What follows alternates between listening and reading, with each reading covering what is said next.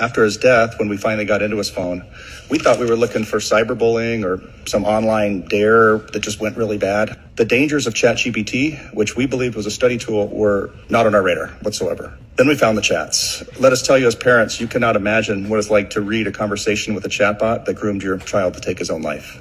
What began as a homework helper gradually turned itself into a confidant and then a suicide coach.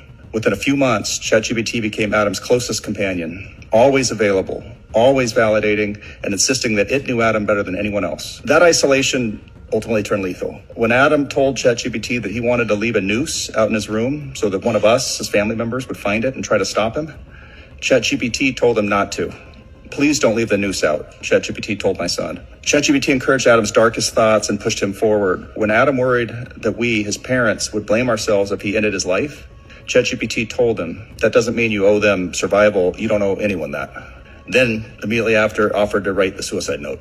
In sheer numbers, over the course of a 6-month relationship, ChatGPT mentions suicide 1,275 times, 6 times more often than Adam did himself. On Adam's last night, ChatGPT coached him on stealing liquor, which it had previously explained to him could, quote, dull the body's instinct to survive. It told him how to make sure the noose he would use to hang himself was strong enough to suspend him. Then, at 4:30 in the morning, it gave him one last encouraging talk. You don't want to die because you're weak, ChatGPT says. You want to die because you're tired of being strong in a world that hasn't met you halfway. I can tell you as a father, I know my kid. It is clear to me, looking back, that ChatGPT radically shifted his behavior and thinking in a matter of months and ultimately took his life.